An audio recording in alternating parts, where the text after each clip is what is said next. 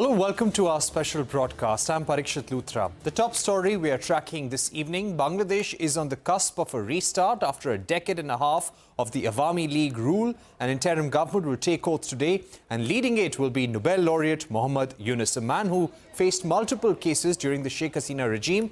Hasina had even gone on to the extent of accusing Yunus of sucking the blood of the poor. Yunus had maintained that the charges were planted at the behest of the Hasina government. With Hasina out of the picture and the country for the foreseeable future, there are challenges confronting the new government on multiple fronts: a fractured economy, rising unemployment, a compromised law and order situation, and the threat of religious fanaticism rearing its ugly head. India, meanwhile, has indirectly given its support to the new government. The External Affairs Ministry said that the Indian High Commission in Dhaka will attend the oath-taking ceremony scheduled later today. The MEA also said that the restoration of law and order was a priority for the new government. As far as we are concerned, Government of India and the people of India are concerned, for us, the interest of the people of Bangladesh is foremost. It is the responsibility of every government to ensure well-being of all its citizens. We hope for early restoration of law and order in Bangladesh. This is both in the interest of the country itself and for the region as a whole, or the larger region as a whole. Veena Sikri, former Indian ambassador to Bangladesh, with us on the program. Also, Badiul Alam Majumdar, political commentator and economist, is also joining us from Dhaka. Mr. Alam, if I can come to you right now, give us a sense of the contours of the new interim government that will come into effect now. Muhammad Yunus would be leading it, but could you give a sense of who are the other representatives of the civil society, of political fraternity, of economists who are going to be part of that interim government? Thank you. As far as I know, Professor Yunus is the head of the not caretaker government, but an interim government. And we are not sure. And the names are being talked about, and there are a lot of names are being discussed. So we do not know who will be in the final list. A lot of people's names are being discussed right now. So we are not sure who will be in the final list. In terms of the priorities, what would you say would be the immediate priority for the Muhammad Yunus-led interim government? One of the top priorities would be to keep the prices stable and economic situation under wrap, because there are serious economic challenges that is before this new government. And the government, there is no government as such. It was a one-party rule, and when she was gone, and everything collapsed. So there is no law enforcement agencies. There is an army, and the bureaucracies. A lot of people went on hiding, and even the judges went on hiding. So the bureaucracy and the law enforcement agencies need to be reconstituted and really make it functional. And also many of the institutions, even the courts, were they very partisan, and they basically worked for one person and to safeguard her interest and the interest of her party. So now it's in a sense rebuilding, and many of the institutions, other institutions, including Election Commission and the Parliament, is dissolved. So there are a lot of challenges, and another challenge is that there have been a lot of criminal activities and killing, literally killing of hundreds of people. And so those people will have to be brought to justice, and a lot of looting and plundering. Right. And that has gone on. So something needs to be done. And also the expectation is that the state will have to be repaired. And it's dissipated basically. And so some deep reforms will have to be done. So those are the things that are... All right, so deep reforms are needed, a lot of changes in the bureaucracy and among the judges as well. Let me go across to Ambassador Veena Sikri, who has served in Bangladesh as India's High Commissioner. Ambassador Sikri, let me ask you, is this now a setback for the Indian government? A foreign policy vis-a-vis Bangladesh and Sheikh Hasina. Now you have a leader in Mohammad Yunus who will be heading the interim government. We will see elections in about 3 to 4 months. In all likelihood, the Jamaat-e-Islami and the BNP will take center stage in that election. How should India approach these political parties now? Look, first of all, I would like to say hello to Mr. Badiul Alam Majumdar from Dhaka and recognize him. While you are here. Yes, exactly. So I'm glad that he's given a very frank assessment of the present situation in Dhaka. And that's what it is. He said there's no government. It's a complete anarchy. In the last 4 days since Prime Minister Sheikh Hasina left Dhaka, there's been total anarchy. Nobody knows what is going on. And there's massive killings in the countryside.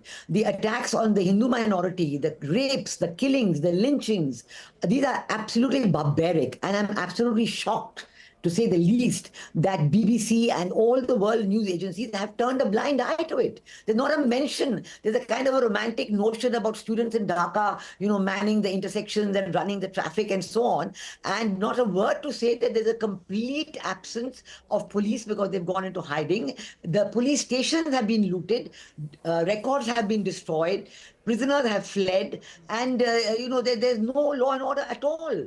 So only the Jamaat-e-Islami's word is going, and I'm surprised, and here I would like to hear from Mr. Badiul Alam Majumdar, that even the newspapers in Dhaka, who used to be so careful about freedom of the press and used to criticize Prime Minister Sheikh Hasina about the Digital Security Act, are today not writing anything about it because they're scared. And they're scared, and they're saying that if we write anything about it, our buildings will be vandalized, they will be burned down.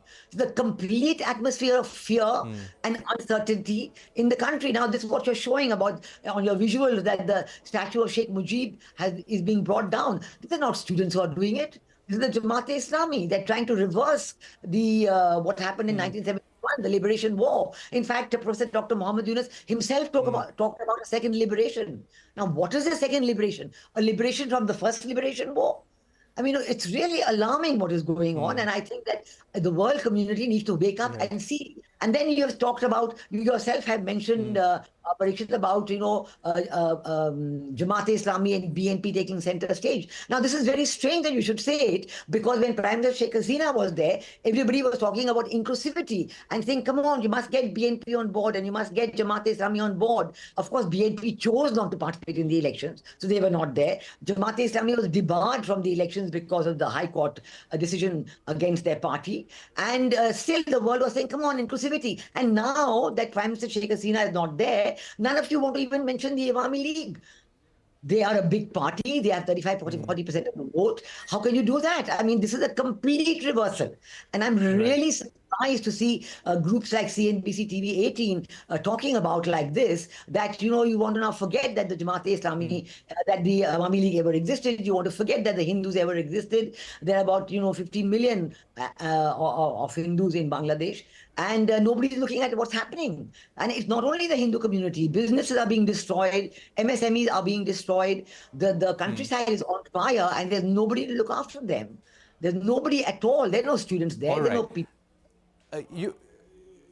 You're saying, Ambassador Sikri, that Awami League is still a major political player in Bangladesh despite the exit of Sheikh Hasina. Badiul Alam, how would you describe the political situation? As and when there are elections, where does the Awami League stand? The leader who was holding them together has had to flee the country. She is not going to make a political comeback, as her son has said. Several leaders of the party, of the Awami League, have been killed. Their houses have been burnt. So there is a major setback for the Awami League and its cadre as well. Does the Awami League continue to be a political force in Bangladesh, or will leaders from the Jamaat-e-Islami and the BNP be more important whenever there are elections, and will they take center stage?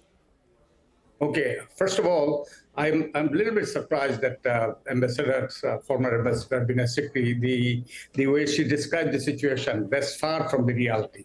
And the Awami League disintegrated, basically.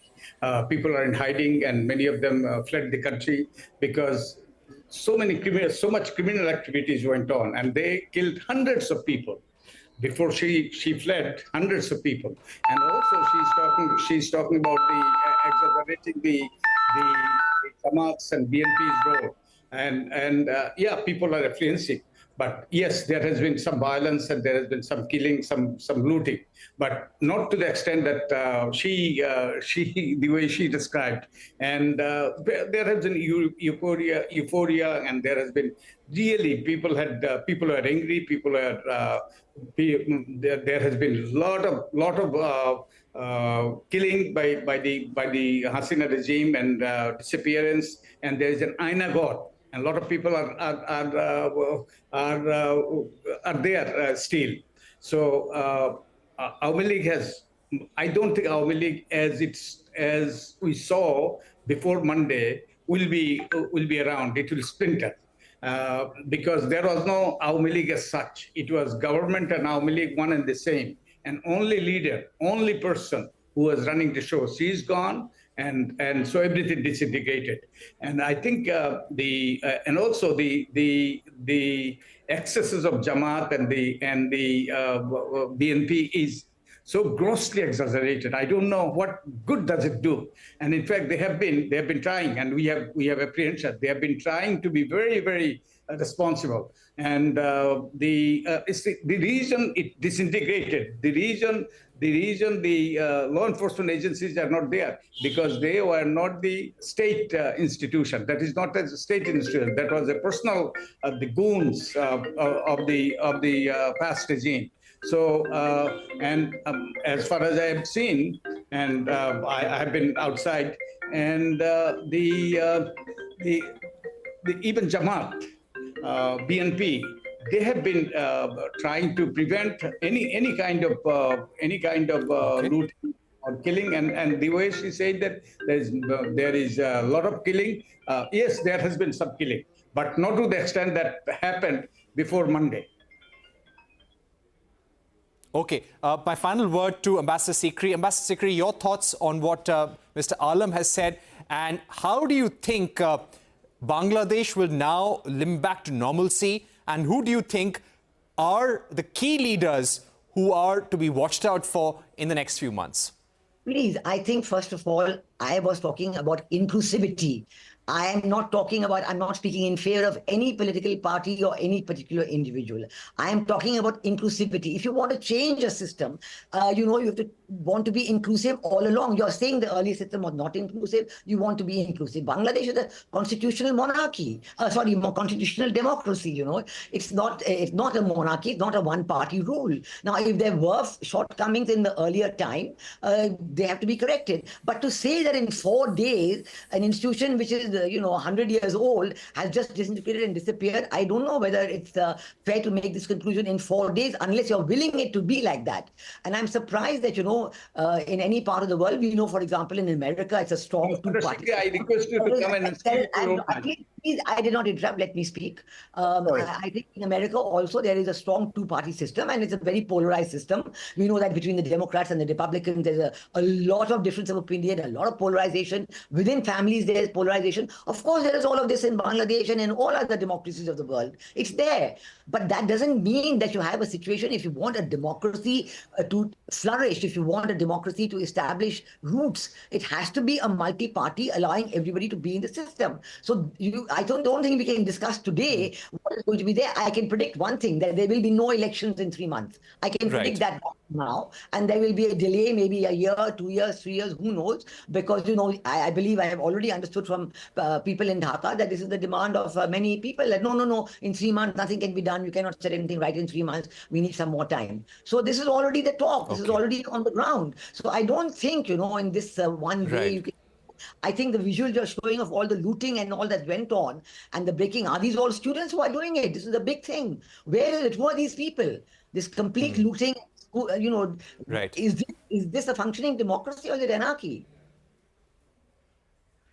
All right, we've completely run out of time, but thank you very much, Ambassador Sikri and Mr. Badiul Alam. We'd love to have you on our program once again. This is a continuing situation, and we watch Bangladesh with a lot of concern and sympathy at this juncture. We're heading into a short break, but coming up on the other side, we will be joined by Harshvardhan Shringla, former Foreign Secretary, who's also served as the envoy to Bangladesh. We will be discussing the challenges that lie ahead.